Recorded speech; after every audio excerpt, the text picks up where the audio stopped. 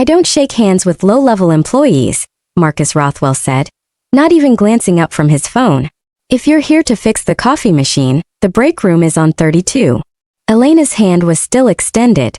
8 executives sat frozen around the conference table. Nobody spoke. Nobody moved. Mr. Rothwell, David Chun started, his voice careful. This is Elena Vasquez, our senior systems architect. Did I ask for introductions, David? Marcus finally looked up, his eyes sweeping past Elena like she was furniture. I asked why there's support staff in my strategic planning meeting. Elena felt the heat creeping up her neck. 6 years. 6 years of building this man's empire, and he thought she was here to fix appliances. Actually, Mr. Rothwell, she said, her voice steady even as her stomach churned, I'm here to present the Q4 infrastructure upgrade. The one your CTO requested 3 weeks ago. Marcus set down his phone. You built the presentation? I built the infrastructure. The presentation is just explaining what I already did. Something flickered across Marcus's face.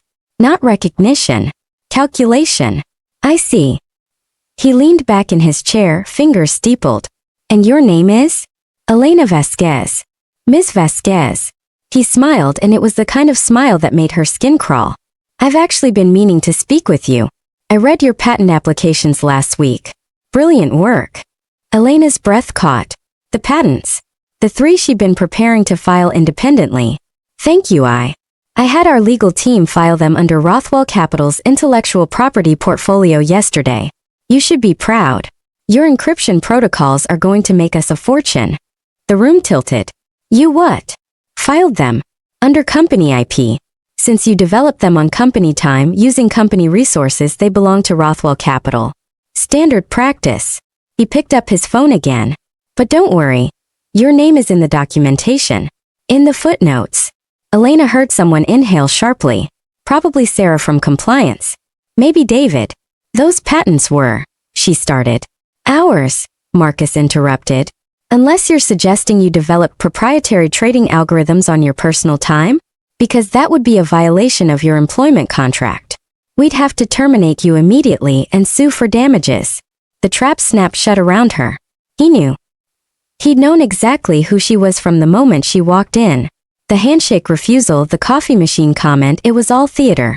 A power play to establish dominance before he stole 6 years of her work. I understand, she heard herself say. Excellent. Now let's see this presentation. Welcome to the channel. If you've been riding with me, you know we don't do simple revenge here. We do war. The kind where 2 smart, ruthless people try to destroy each other, and neither one stops until there's nothing left. We do stories where winning costs everything and losing costs more. Hit that like button if you believe some people deserve to burn. Subscribe because this isn't about who's right. It's about who's willing to go further. And smash that notification bell because for the next 60 minutes, you're watching 2 people realize that revenge doesn't have a finish line. It just keeps going until someone's dead or wishes they were. Elena stood there, her laptop bag feeling like it weighed 1,000 pounds. She could leave, walk out, quit on the spot, and lose everything. The patents were already filed. She had no proof they were hers beyond her word against Rothwell Capital's legal team. Her non-compete would keep her out of the industry for 18 months. She'd be unemployed, broke, and blacklisted. Or she could stay, smile, give the presentation, and figure out what to do next. She opened her laptop. For the next 27 minutes, Elena Vasquez explained how she'd built a trading platform that processed 40,000 transactions per second with 99.97% uptime. She showed them the security architecture that had prevented 12 attempted breaches in the last quarter alone. She walked them through optimization protocols that had saved the company $340 million in server costs. Marcus checked his phone the entire time. 2 executives fell asleep. One asked her to explain basic encryption concepts he definitely already understood just to watch her perform. When she finished, Marcus stood up.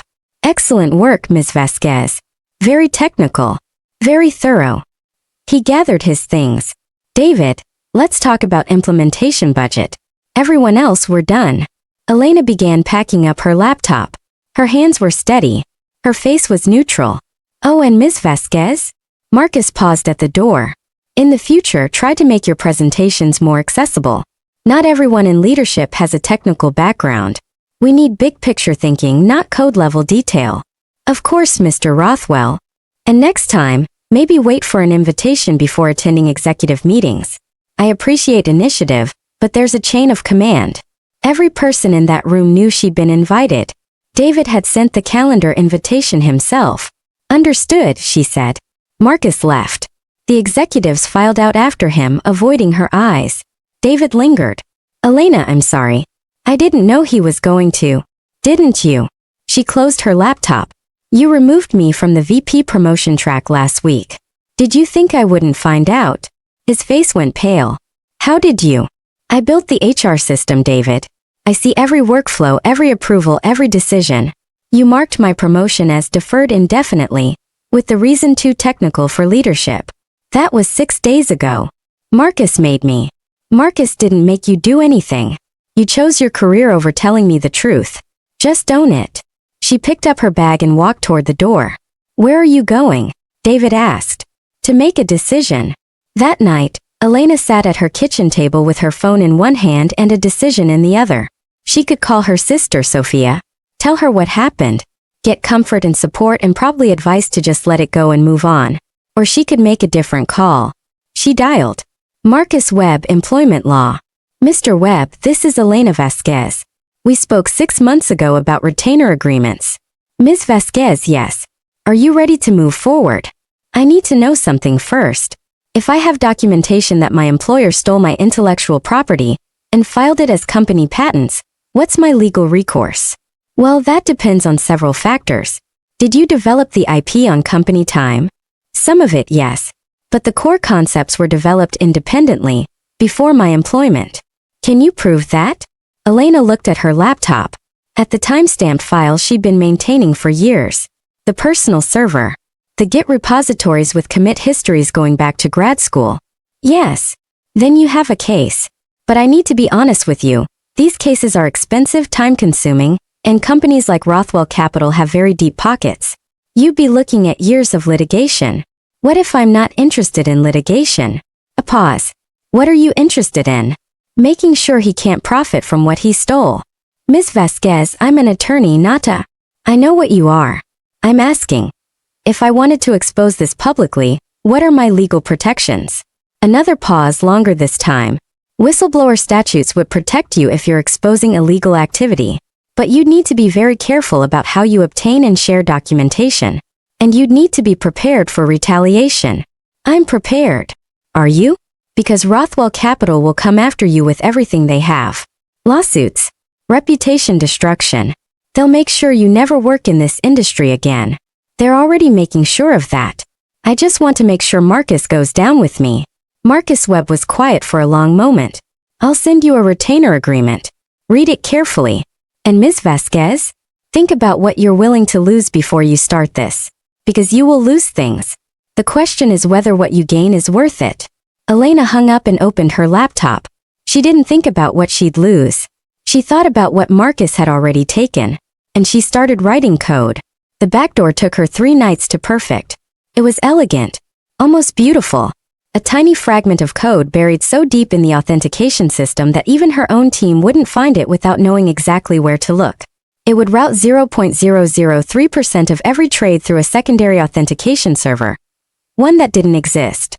The system would wait for a response that would never come, timeout after precisely 1.8 seconds, then reroute through the primary server. On a single trade, 1.8 seconds was nothing. Over 40,000 trades per second, compounded over days and weeks and months, it would bleed the platform dry. But Elena didn't deploy it. Not yet. First, she needed insurance. She compiled every piece of evidence she had. Access logs showing Marcus using company infrastructure for personal trades. Email chains where he'd ordered compliance violations. Documentation of the patent theft. Recordings of meetings where he'd dismissed safety protocols. She sent copies to 3 people. Her attorney, a Wall Street Journal reporter named Jennifer Martinez, and her sister Sophia with instructions to release everything if anything happened to Elena. Then she deployed the backdoor at 3:47 a.m. on a Wednesday morning, and went to work like nothing had changed. Friday afternoon, Marcus called her to his office. "Sit," he said when she entered. She sat. "I wanted to follow up on our earlier conversation. I think there may have been some confusion about the patent situation. There wasn't. You stole my work and filed it under company IP. I understand perfectly. His eyebrows raised. Stole is a strong word. What would you call it? Business. He leaned forward. Ms. Vasquez, you're an exceptional engineer. But you lack something critical for advancement in this industry. What's that? You think being the smartest person in the room matters. Doesn't. What matters is who gets credit. Who controls the narrative. He gestured at the photos on his wall. Him with senators, CEOs, celebrities. I'm in those pictures because I understand power. You're not because you understand code. Is there a point to this? The point is I'm offering you a choice. Stay. Keep doing what you do. Collect your salary. Build whatever you want, and I'll make sure it gets implemented. Or leave and I'll make sure you never work in fintech again. Your choice. Elena looked at him. Really looked. He wasn't threatening her out of anger. He genuinely believed this was reasonable. And if I've already made other plans? Something shifted in Marcus's expression. What kind of plans? The kind where I document everything you've done and share it with people who can do something about it. Marcus laughed. Actually laughed.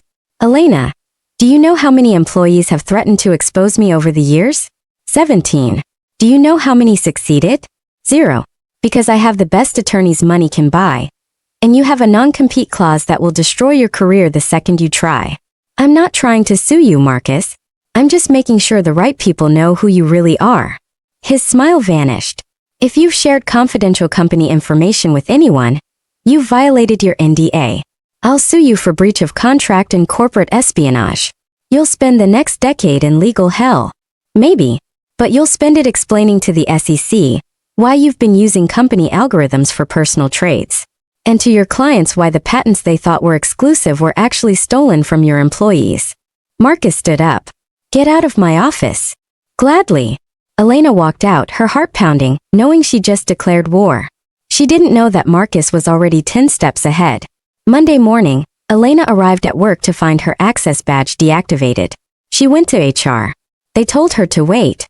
At 10 a.m., she was called into a conference room. Marcus was there. So was HR Director Patricia Williams and 2 attorneys Elena had never seen before. Ms. Vasquez, Patricia began. We've received allegations that you access confidential company systems without authorization and shared proprietary information with external parties. That's not true.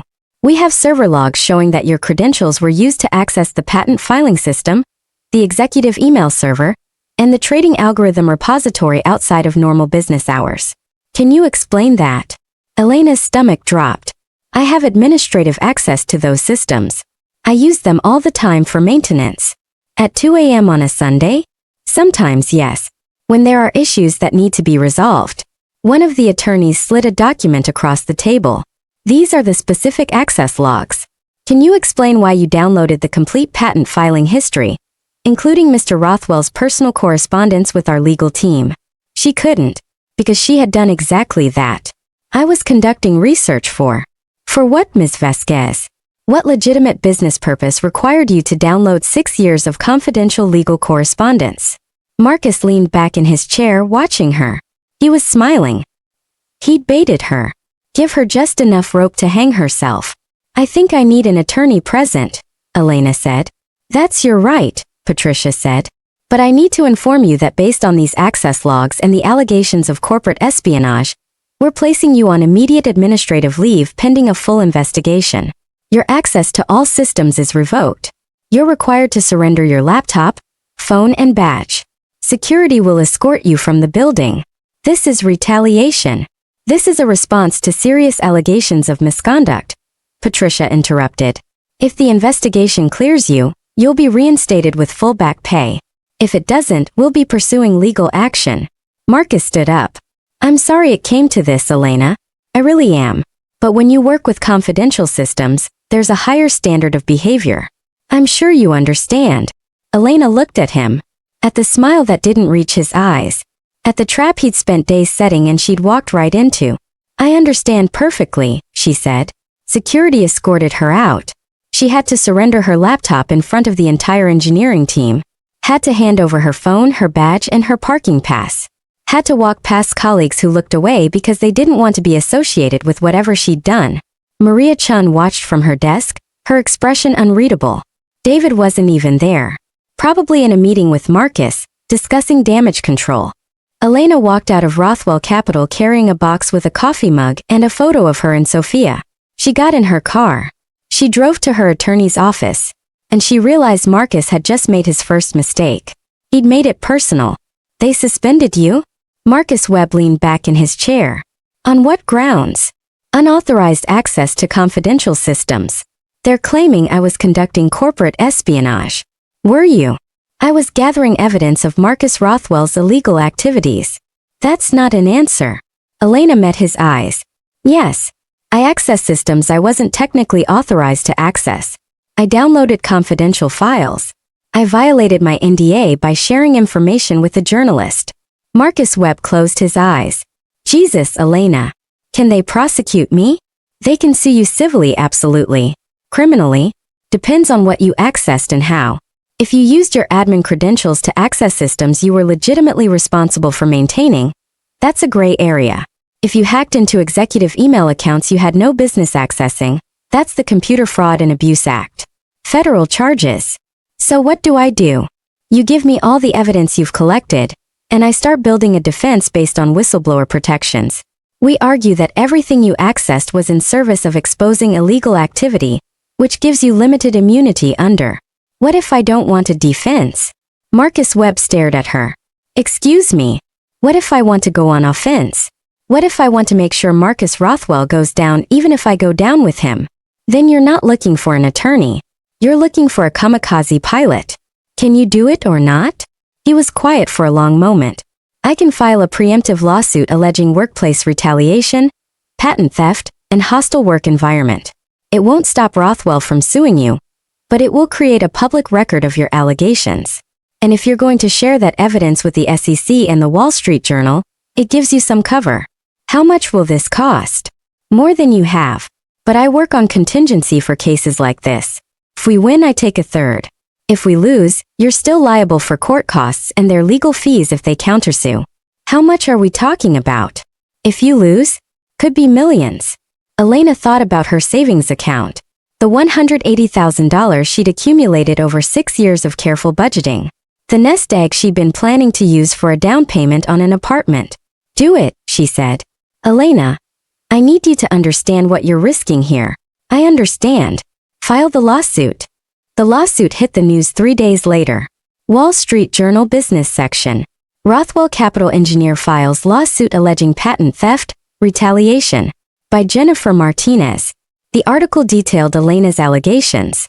The stolen patents. The personal trading using company resources. The compliance violations. Everything she documented. Marcus's response came within hours. Rothwell Capital's statement. Ms. Vasquez's allegations are completely without merit and appear to be retaliation for her termination due to serious misconduct. We have evidence that she engaged in corporate espionage, unauthorized access to confidential systems, and theft of proprietary information. We will be pursuing all available legal remedies. By end of business, Rothwell Capital had filed a $50 million countersuit for breach of contract, violation of NDAs, and corporate espionage. Elena's phone started ringing. Reporters, former colleagues, recruiters who wanted to know if the allegations were true, and one call from a number she didn't recognize. Ms. Vasquez?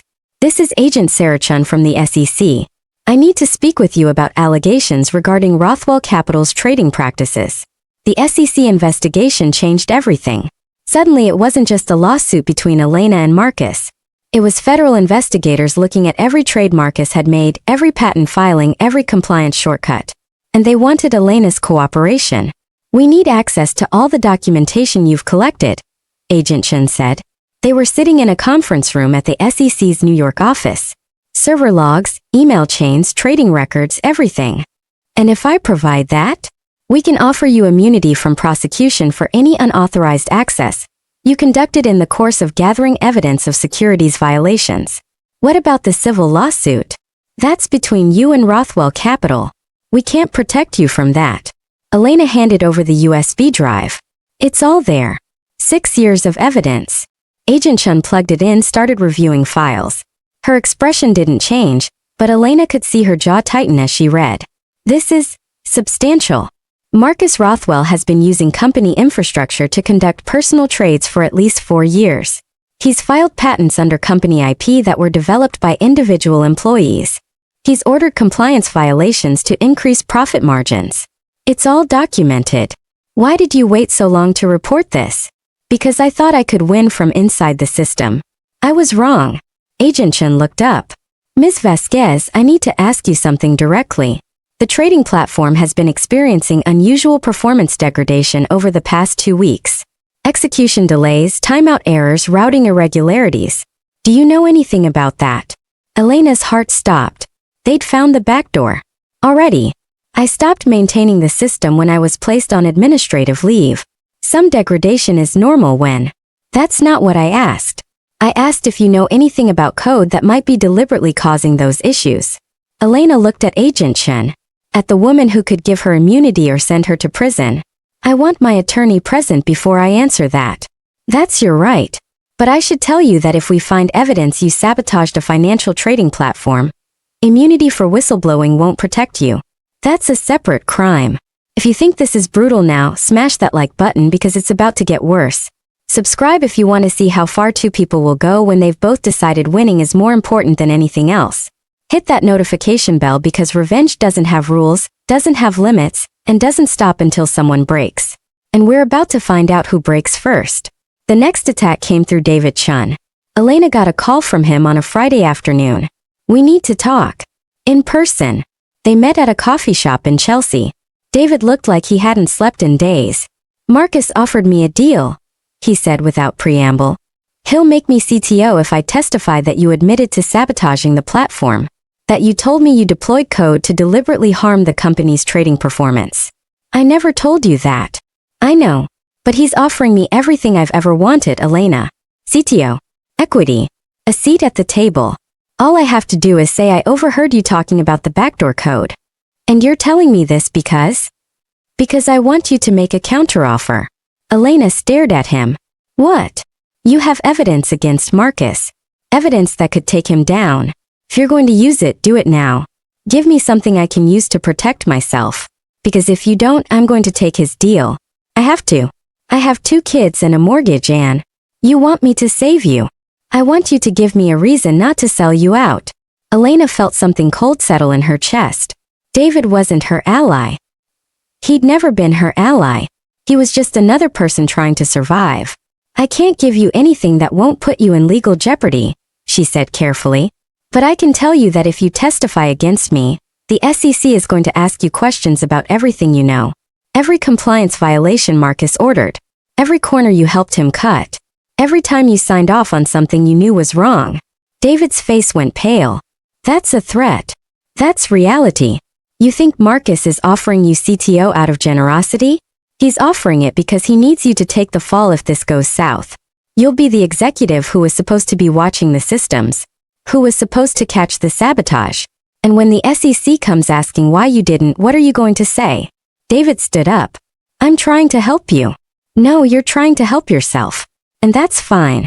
But don't pretend we're friends while you're deciding whether to throw me under the bus. He left. Elena's phone buzzed immediately. Text from an unknown number. You should have taken my deal. Marcus Rothwell. Texting her directly. She texted back. You should have learned my name. His response came in seconds. I know everything about you now, including where your sister works. Or worked. You want to play games, Elena? Let's play. Elena stared at the message and felt ice in her veins. Sophia. She called her sister. It rang 4 times before Sophia answered. Elena, I can't talk right now, I'm in a meeting. Did something happen at work?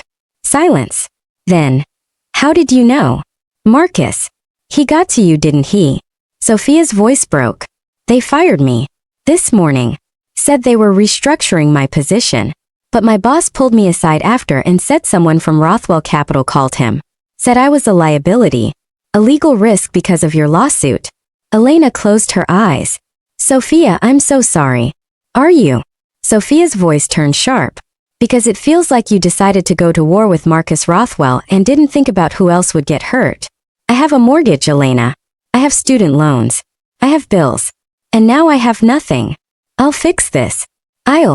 How? You can't even protect yourself. The SEC is investigating you. Marcus is suing you.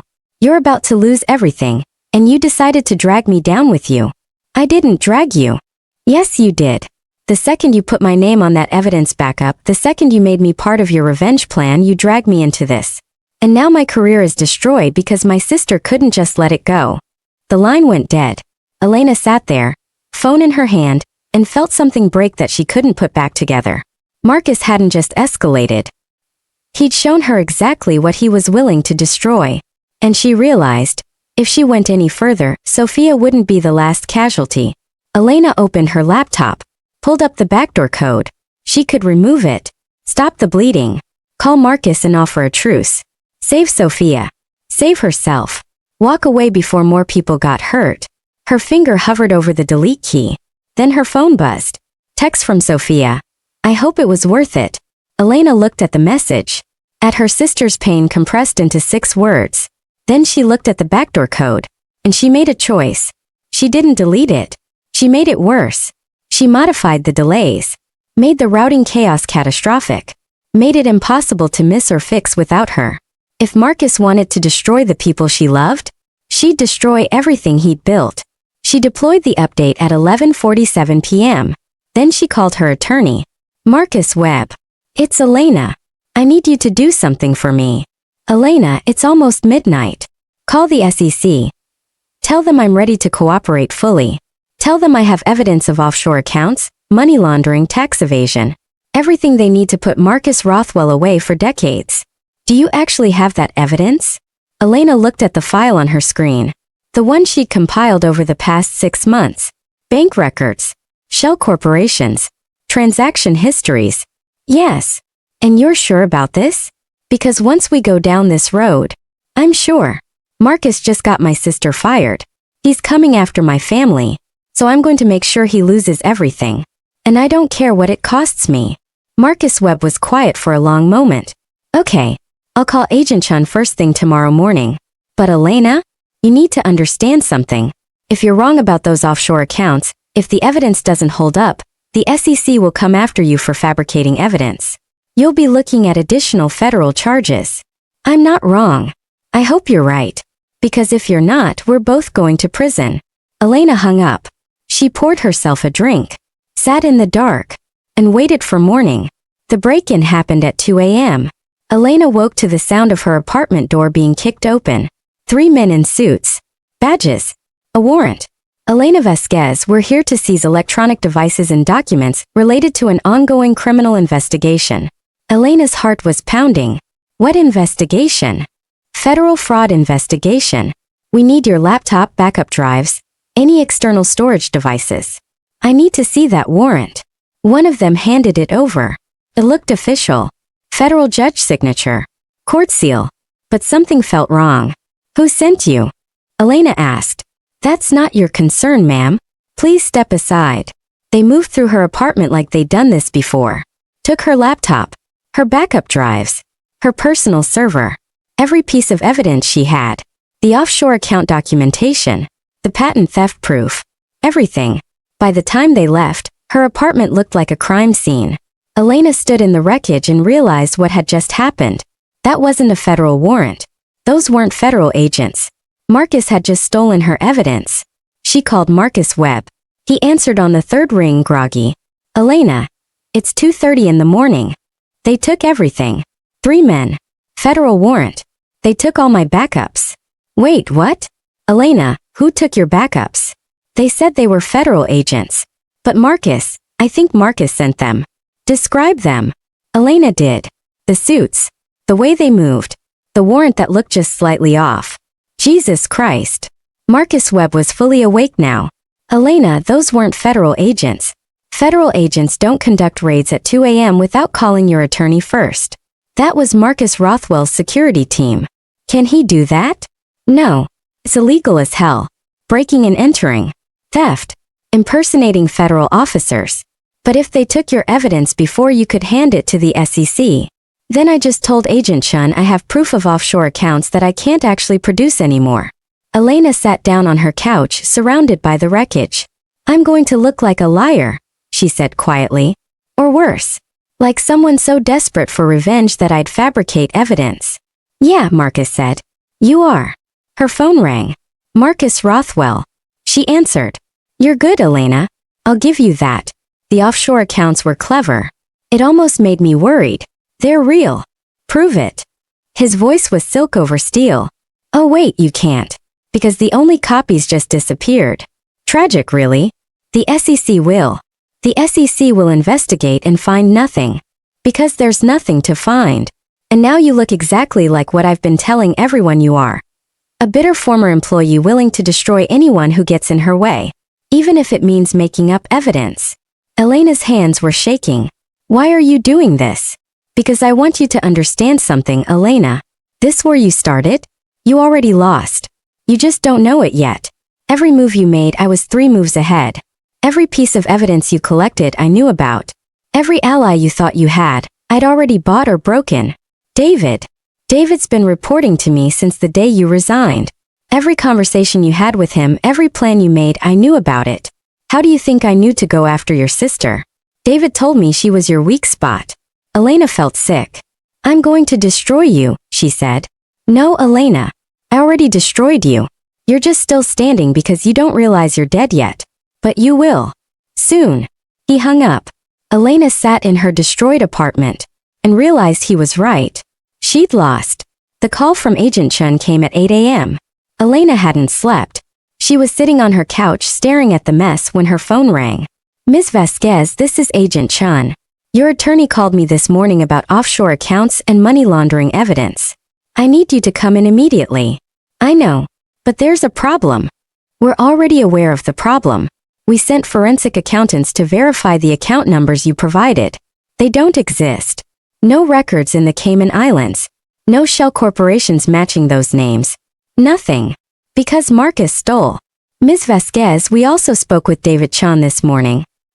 He's provided sworn testimony that you discussed fabricating evidence against Mr. Rothwell.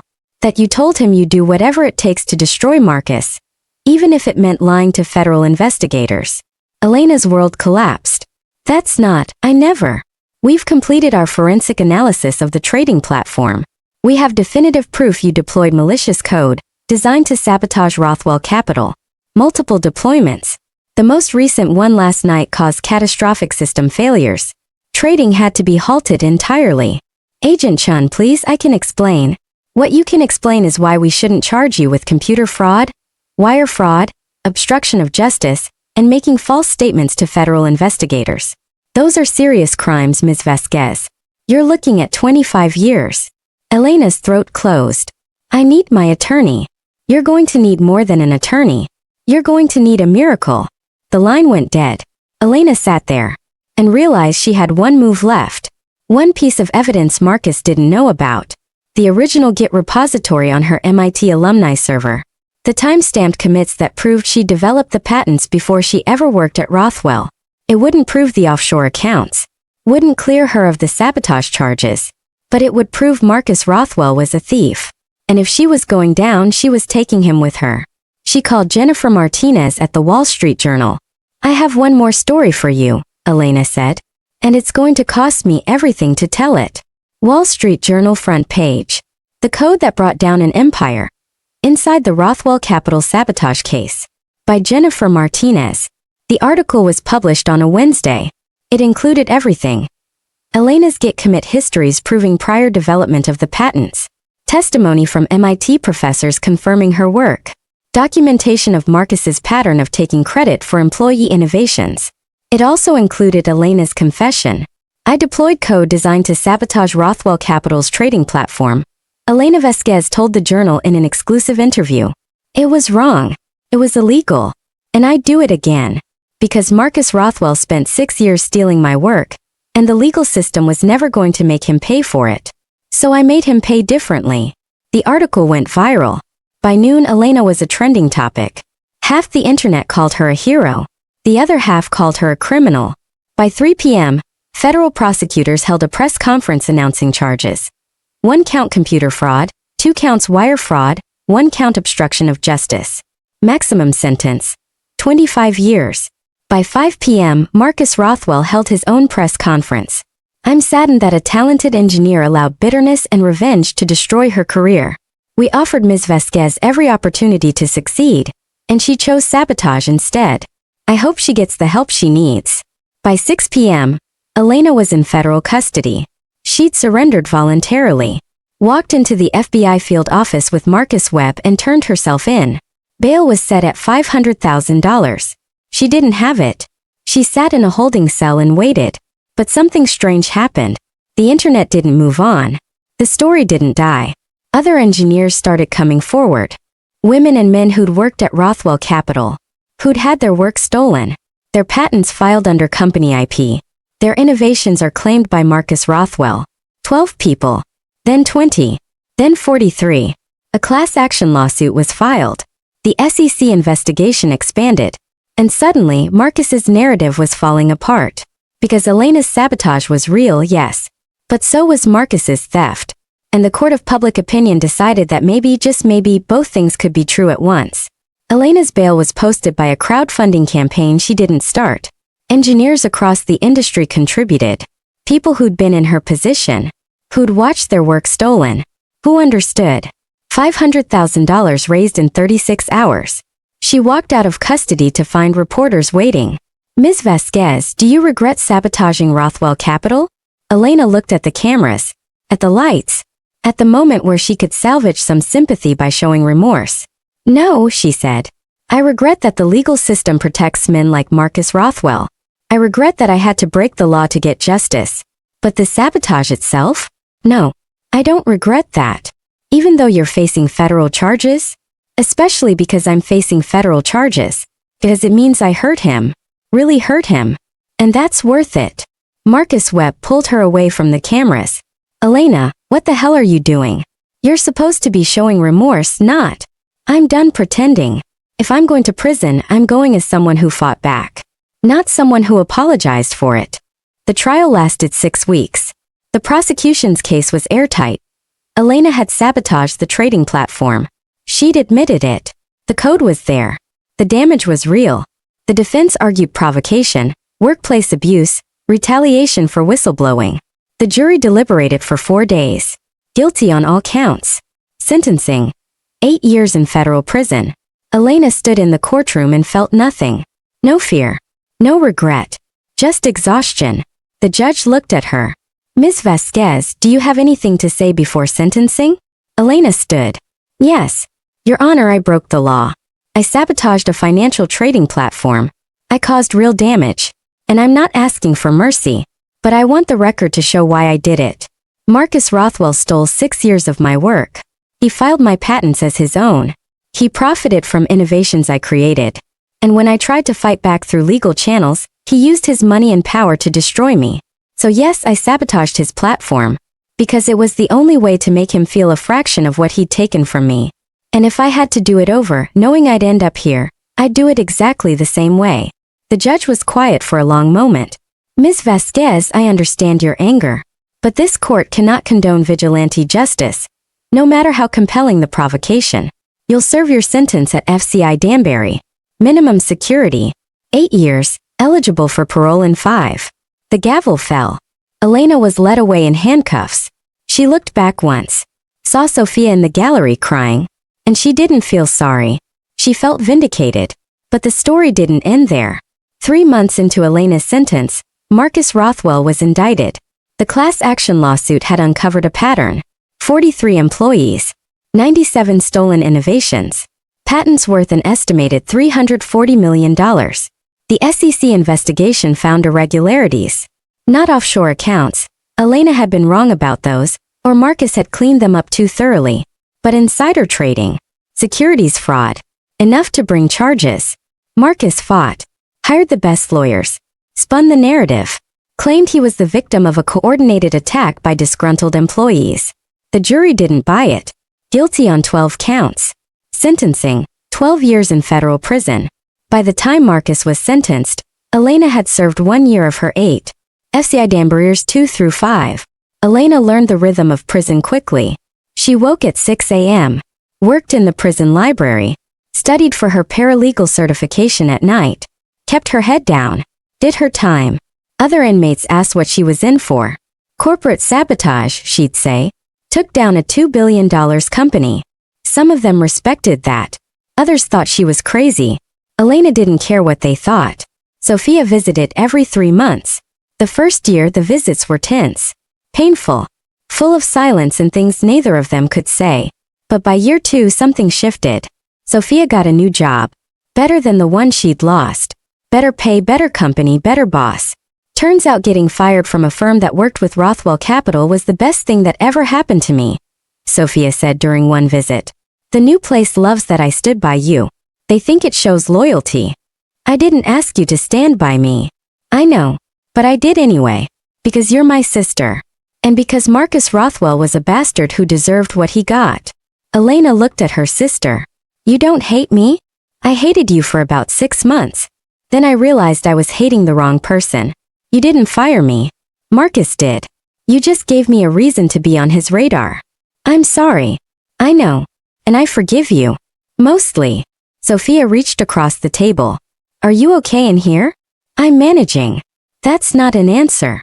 It's the only answer I have. By year 3 the visits felt almost normal. Sophia brought photos of her new apartment. Talked about dating someone. Made plans for when Elena got out. You're going to live with me for a while, Sophia said. No arguments.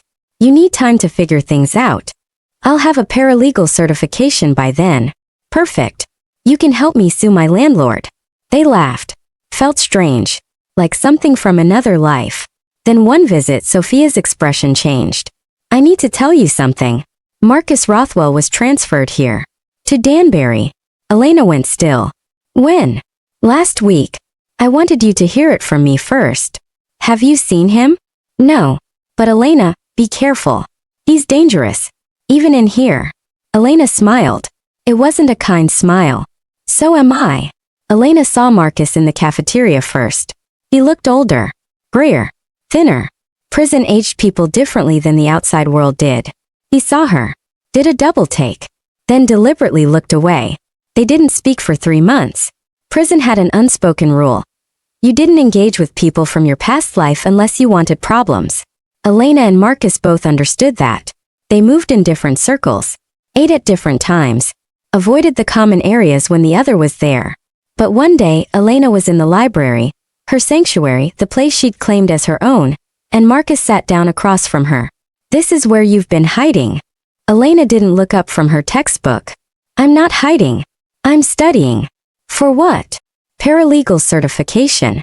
Turns out prison education programs are pretty good. Marcus laughed, but there was no humor in it. We really did destroy each other, didn't we? You destroyed yourself. I just made sure you didn't take credit for my destruction too. He was quiet for a moment. When he spoke again, his voice was different. Tired. The appeals court upheld your conviction.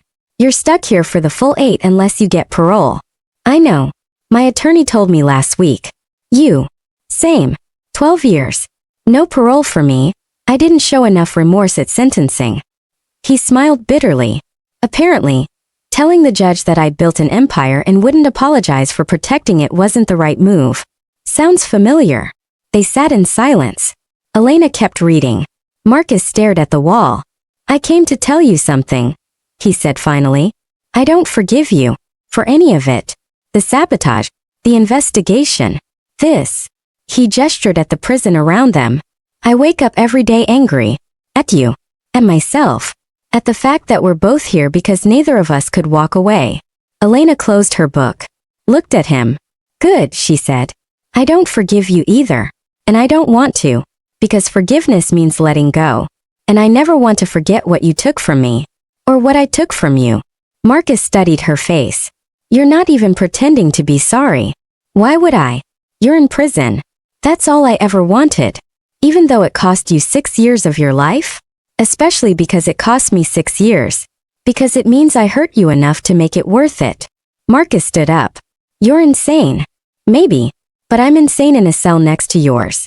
And that's perfect. He left. Elena went back to studying. And she smiled. Year 5. Elena sat in front of the parole board in her prison jumpsuit and answered their questions. She'd been briefed by her attorney. She knew what they wanted to hear. Remorse. Rehabilitation. Recognition of harm done. But when they asked the question, "Do you regret your actions?" Elena looked at the 3 board members and told the truth. "No," she said. "I don't regret sabotaging Rothwell Capital. I regret that I had to break the law to get justice. But the action itself? No.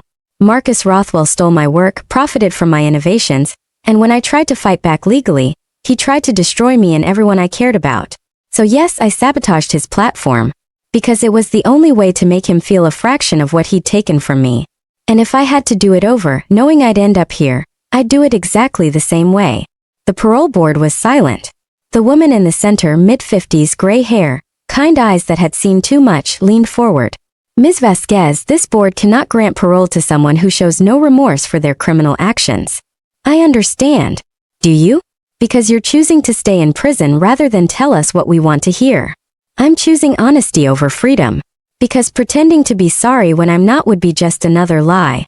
And I'm done lying." The board members looked at each other. Some silent communication passed between them. "Application for parole is denied. Ms. Vasquez will serve the remainder of her sentence. Next review in 3 years." Elena stood, walked back to her cell, and felt nothing. No disappointment, no regret, just satisfaction. Because Marcus was still here too, serving 12 years while she served 8. And that made them even. Finally, year 8. Elena walked out of FCI Danbury on a Tuesday morning in October with $200 in her prison account, a paralegal certification, and no illusions about what came next. Sophia was waiting in the parking lot. Her car was new. Her clothes were expensive. The past 8 years had been good to her. They hugged. It lasted longer than either of them expected. "Ready?" Sophia asked. "For what?" "To start over." Elena looked back at the prison, at the razor wire and concrete and the life she was leaving behind. "I don't get to start over," she said quietly. "I just get to keep going." They drove to Portland in silence. Sophia had found Elena an apartment. Small, affordable, anonymous. She'd also found her a job interview at a legal aid clinic. They help people who can't afford attorneys, people the system chews up. "I thought, maybe that would mean something to you." It did.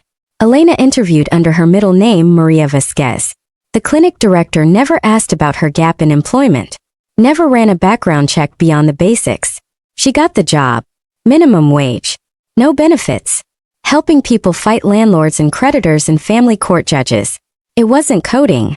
Wasn't building empires. Wasn't changing the world. But it was something. And something was more than she'd expected to have. 4 years later, the door chime rang. Elena looked up from her desk and felt time stop. Marcus Rothwell was standing in the doorway of the legal aid clinic. He looked different. Older. Healthier than he'd been in prison. He'd rebuilt himself. New clothes.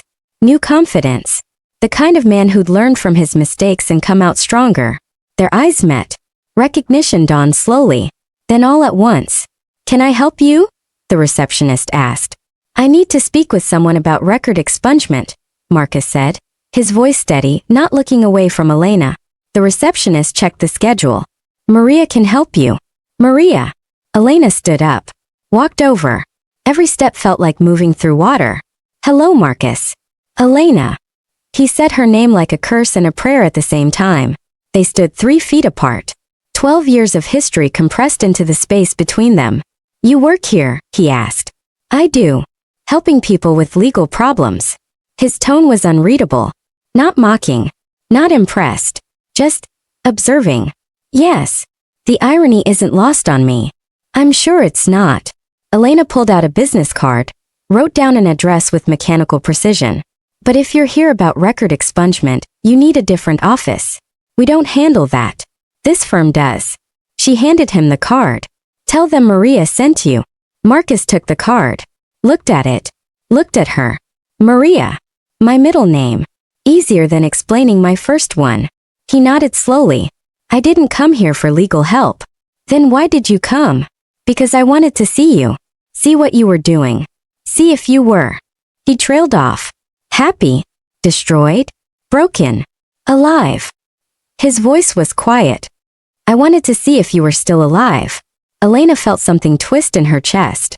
"Did you think prison would kill me?" "I thought guilt might. Or regret. Or the weight of what we did." He looked around the clinic, at the peeling paint and crowded waiting room and donated furniture. But here you are, helping people, building a life, like nothing happened. Something happened. Elena's voice was hard. I lost 8 years. You lost 12. A lot of other people lost jobs and money and futures. Something definitely happened. And you're okay with that? Are you? Marcus was quiet for a long moment. No. I wake up every day angry. At you. At myself. At the system that put us both in cages instead of finding a better way. I wrote a whole book about it and I'm still angry. How's the book doing? Really well, actually. Turns out people love redemption stories about fallen executives. Good for you. Is it? His voice cracked slightly. Because I'm not redeemed, Elena. I'm just out. Teaching kids about white-collar crime I actually committed. Dating someone who doesn't know my whole story. Pretending I'm a different person. Just like you're pretending to be Maria. I'm not pretending. Maria is my name. You know what I mean. They looked at each other. Two people who destroyed each other completely and somehow kept breathing. I came here to tell you I forgive you, Marcus said. For the sabotage. For the prison time. For destroying my company. I thought saying it would make me feel better. Does it? No. Because I don't actually forgive you. I'm still furious. I'm still destroyed. I just wanted to see if saying the words would change anything. Elena nodded. I don't forgive you either. For stealing my work. For getting my sister fired. For trying to destroy me when I fought back. I don't forgive any of it. So where does that leave us? Here. In a legal aid clinic in Portland. You with your teaching job and your book deal. Me with my paralegal certification and my anonymous life. Both of us pretending we've moved on when we both know we haven't. Have you moved on? Elena looked at him. At the man who'd stolen 6 years of her work. At the man she'd spent 8 years in prison to destroy. No, she said. I think about it every day. About what you took. About what I did to get it back. About whether it was worth it. Was it? The question hung between them like a knife. Elena didn't hesitate. Yes, she said. Every single day. Every single hour I spent in that cell. Every opportunity one lost. Every relationship that broke. Yes, because you spent 12 years in prison for what you did. And I spent 8 making sure you got there. And that's not justice, maybe. That's not healing. But it's accountability. And sometimes that's all you get. Marcus stared at her. You're serious. Completely. You do it again. Tomorrow. Without hesitation. Without regret. He laughed. It was bitter and broken and real. You know what the worst part is? I believe you. And I would too. I'd steal those patents again. I'd fight you again. Because that's who I am. Someone who takes what he wants and pays for it later. Yeah, Elena said quietly. Me too. They stood there. Two people who understood each other perfectly and hated each other completely. I should go, Marcus said finally. Yes. You should. He turned toward the door. Stopped. Turned back. Elena. What? I hope you find whatever you're looking for. I really do. Because I don't think either of us is ever going to find peace. I'm not looking for peace, Marcus. I'm looking for equilibrium. And I already found it. What does that mean? It means we both lost everything. And that's perfect. He stared at her for a long moment. Then he left. Elena stood there, alone in the clinic, and realized something. She'd won. Not the way she'd planned. Not the way she'd wanted. But Marcus Rothwell would carry the weight of those 12 years forever. Just like she'd carry her 8. And that made them even. Finally. Perfectly. Forever. Hit that like button if you understand that some victories don't feel like winning. Subscribe because revenge isn't about happiness. It's about making sure they hurt too. Smash that notification bell because this is what justice looks like when the system fails and you take matters into your own hands. And if you think Elena's broken, you're right. But so is Marcus. And that's the point. 15 years after the boardroom. That night Sophia called. I heard Marcus was released. Are you okay? He came to see me. What? Where? The clinic. He tracked me down. Elena, if he's threatening you. He wasn't. He just wanted to see me. See if I was, I don't know, still standing. And are you? Elena looked around her tiny apartment. At the life she'd built from wreckage. At the person she'd become. Yeah, she said. I'm still standing. Do you regret it? Any of it? The question everyone asked. The question she'd been asked 1,000 times. No, Elena said. And this time she didn't hesitate. Didn't qualify. Didn't hedge. Even though it cost you 8 years? Even though. Because Marcus lost 12. And that's what matters. Sophia was quiet for a long time. That's not healthy, Elena. I know. That's not justice. I know that too. That's just mutual destruction. Yeah, it is. And I'm okay with that. Why? Elena thought about how to explain it. How to make her sister understand that some things were worth any price. Because he hurt me first. And I made sure he hurt more. And that's enough. It has to be enough. Because it's all I have. Sophia sighed. I love you. But I don't understand you. I know. I love you too. They hung up. Elena poured herself a drink. Sat on her couch. Thought about Marcus Rothwell teaching criminal justice to kids who didn't know he'd committed most of the crimes he was lecturing about. Thought about herself helping people navigate a legal system she'd violated. Thought about 2 people who'd destroyed each other and somehow kept breathing. And she smiled. Not because she was happy, but because she'd won. Not the way she'd planned. Not the way she'd wanted. But Marcus Rothwell had spent 12 years in a cage because of her. And that was victory enough. 1 year later, Elena got an email from Jennifer Martinez. Subject: Anniversary piece? Elena, it's been 15 years since the Rothwell scandal. Wall Street Journal is doing a retrospective on corporate whistleblowing and revenge. Would you be willing to talk? Promise I'll be fair. Elena stared at the email. Thought about saying no. Thought about staying anonymous forever. But then she thought about all the people who'd messaged her over the years. Engineers who'd had their work stolen. Employees who'd been crushed by corporate machines. People who wanted to fight back but didn't know how. She typed, Jennifer, yes, but on one condition. You ask me the question everyone wants to know, and I'll tell you the truth. Jennifer's response came within minutes. What question? Elena wrote, was it worth it? The interview ran on the front page of the Wall Street Journal 15 years to the day after Marcus had refused to shake her hand. The woman who destroyed a $2.1 billion company. Elena Vasquez Speaks. By Jennifer Martinez. The article covered everything. The patent theft. The sabotage. The trials. The prison time. The aftermath. And at the end, Jennifer had asked the question. Ms. Vasquez, 15 years later, with the perspective of time and distance. Was it worth it? Elena's answer. Yes. Every single day. Every single hour I spent in that cell. Every opportunity one lost. Every relationship that broke. Every night I lay awake wondering if I'd made the right choice. Yes. Because Marcus Rothwell spent 12 years in prison for what he did. And I spent 8 making sure he got there. And that's not justice, maybe. That's not healing. But it's accountability. And sometimes that's all you get. So yes, it was worth it. And I'd do it again. Tomorrow. Without hesitation. Without regret. Because some people don't deserve second chances. They deserve consequences. And I gave him exactly what he deserved. The article went viral. Half the internet called her a hero. Half called her a cautionary tale. Elena didn't care. She'd said what she needed to say. 15 years of silence broken. And the truth was simple. She destroyed Marcus Rothwell. And herself in the process. And she'd do it all again. Because revenge wasn't about winning. It was about making sure they lost too. And Marcus Rothwell had lost everything. Just like she had. And that was perfect. That was justice. That was enough. Some people call it revenge. Elena Vasquez called it equilibrium. They'd both destroyed each other. They'd both lost everything.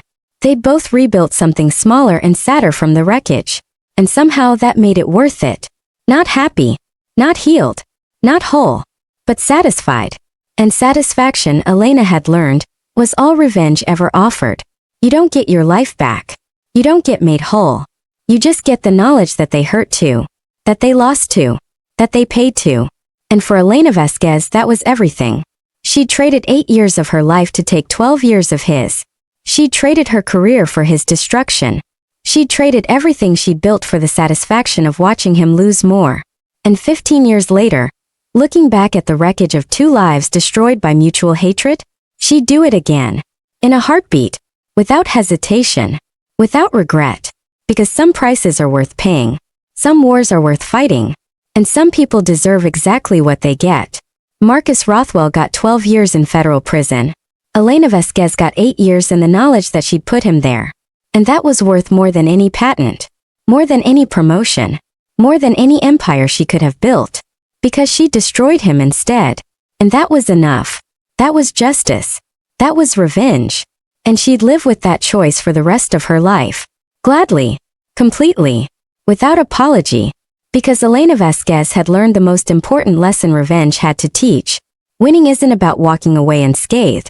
It's about making sure they don't walk away at all.